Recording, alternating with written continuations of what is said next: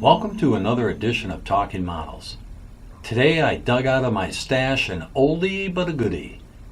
I Was a Teenage Werewolf, sculpted by Mike Hill and originally introduced through Amazing Figure Modeler in the 90s. What a great little kit.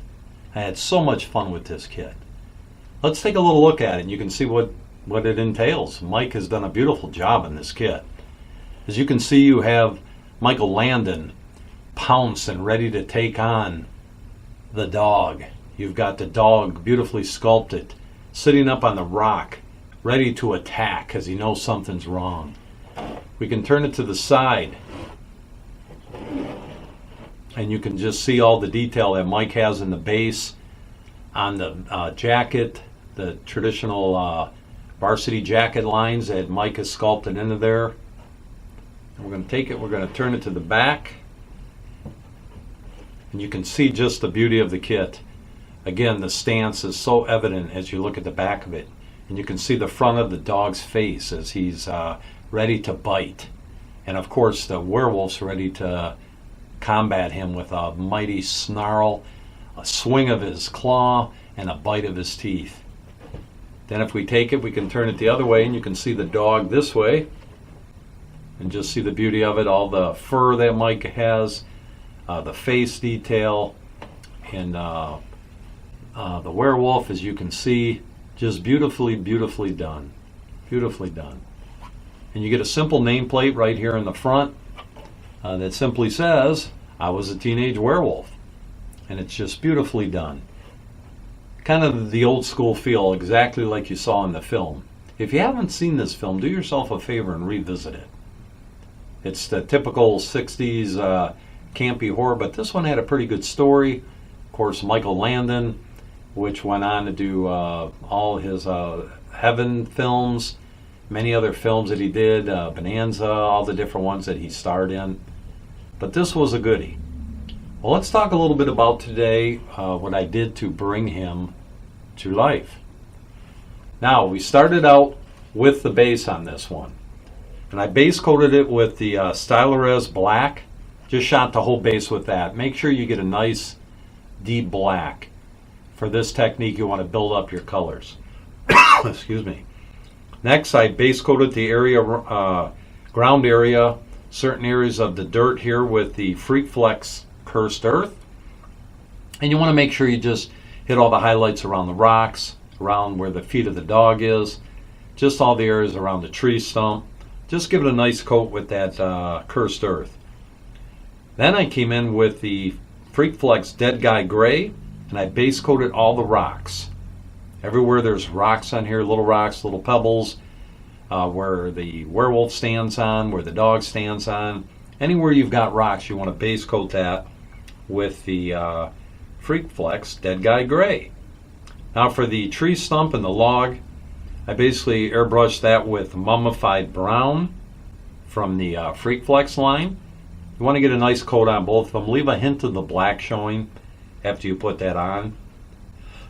Then what I like to do is I came in with some of the Freak Flex Gangrene, and I hit all the grassy areas. Anywhere you see little grassy areas, I just kind of went over the Cursed Earth with that green. And it gave it a nice color.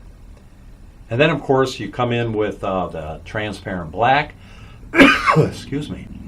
From Awada, and you kind of spray it over the whole thing and calm things down. Start building up some of your shadows with it.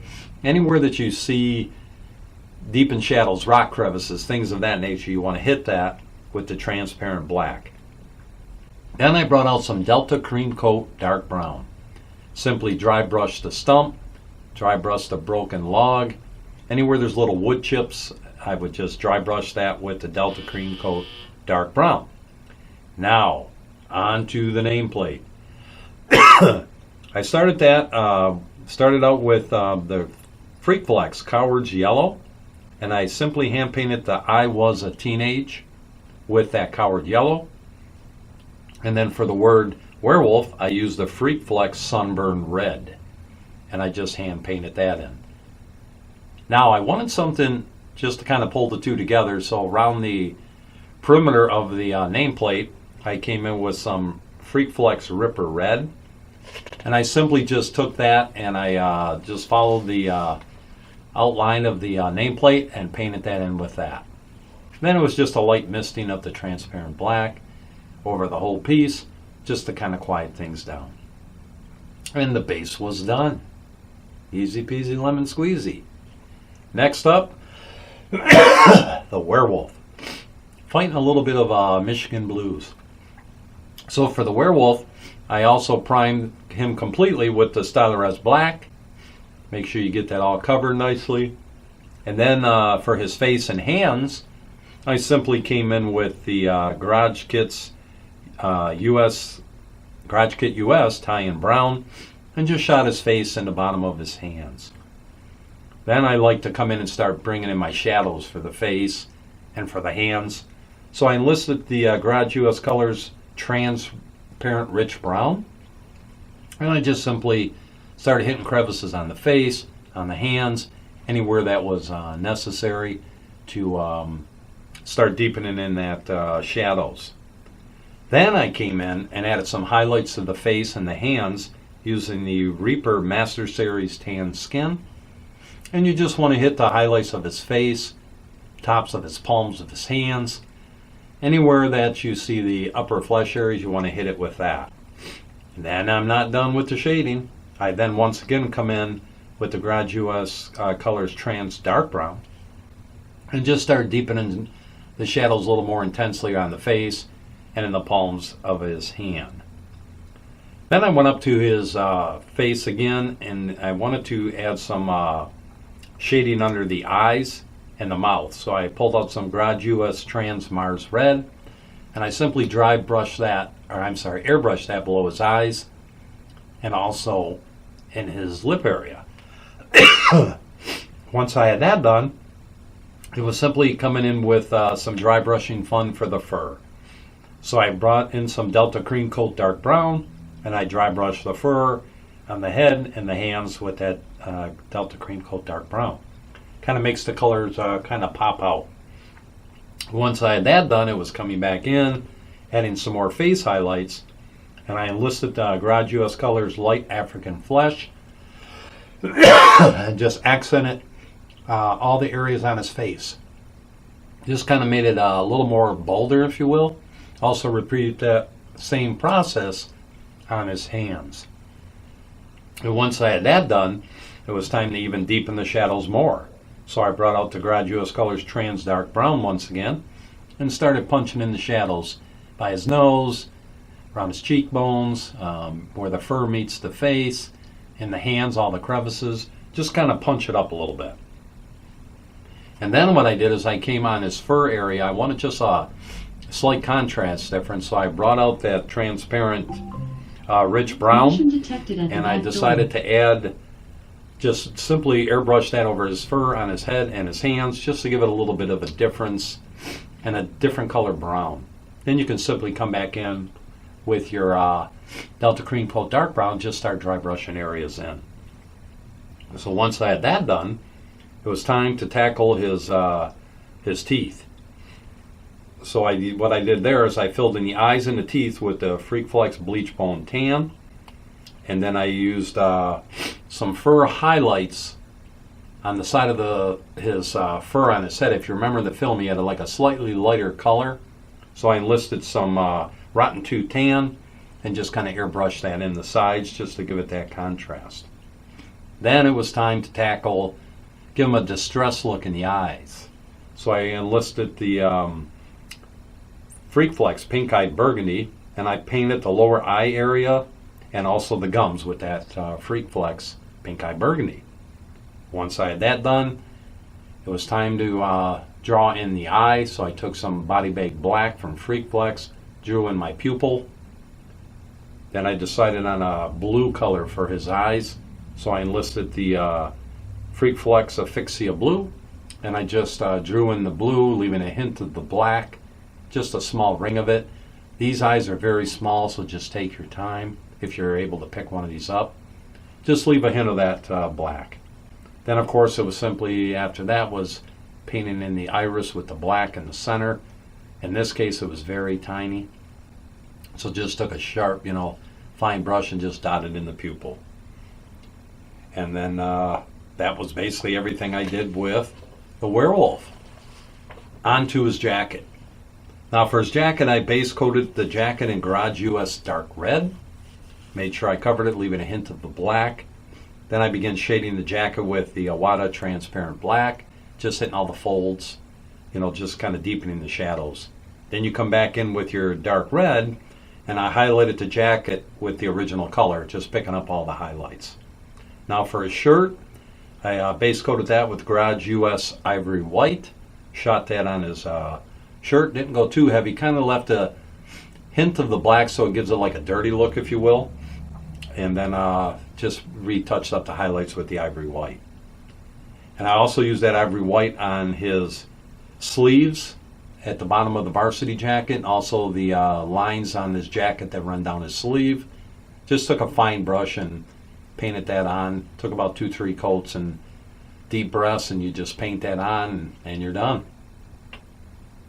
And so for his buttons on his varsity jacket, I took some of the Freak Flex Silver Bullet and just kind of lightly dabbed each button, and it gave it a nice look to it, if you will. Now for his pants, over the black, it was just simply shooting it with some Freak Flex Nair Black, just kind of spraying it over, hitting all the highlights, heavier in the fold tops, and then you come back in with your transparent black, and you just kind of deepen in the shadows. And then his pants were done. For his socks, again, the ivory white was used. The shoes were shot over the black with some of the Nair Black on the top part, and a little bit of accent on the laces. And then the shoes itself, I just kind of used that metallic black. And that finished off Michael Landon. Onto the dog. So again, the dog was primed with the Styler Black. Just covered it really well. Then I took and shaded the lower sections of the dog. A German Shepherd lots of times will have a dark on the top and then the color of the dog below. So what I did is I took some Freak Flex Road Rash Brown and I shot the bottom area of the dog. His legs, under the belly, bottom of his arms, his tail, top of his head. Just kind of blend in. You'll start seeing a pattern. And then what I like to do is I came in with the transparent black and I started shading the black areas to kind of give it a different look so it wasn't as stark. And that enables you to blend in where the black meets the brown. You kind of start building up a transition from the brown to the black. And it kind of worked out. I was pretty happy with it.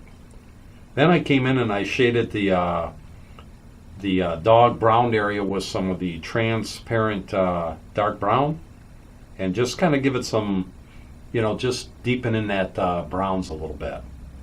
Then I came in with some of the Garage US Colors tie-in brown and just hit sparingly little highlights on the dog's body here and there.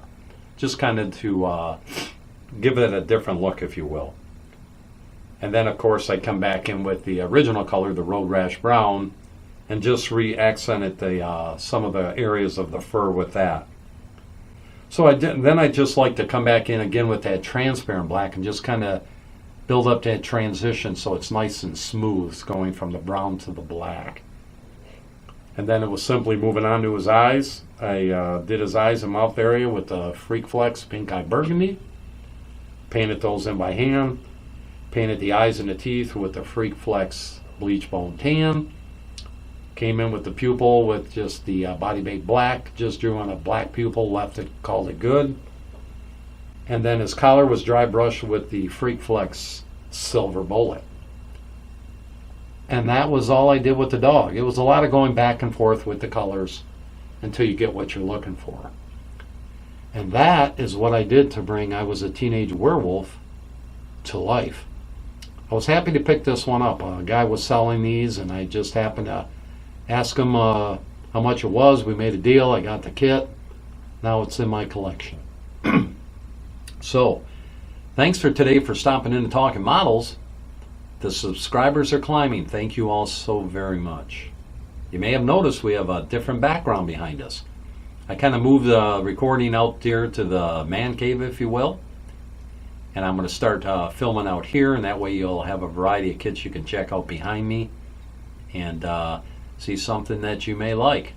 Earthbound Studio Big Heads are right behind me, and then I have other kits sporadically spread out, and this goes on both sides of me down here. So it's pretty lot of kits.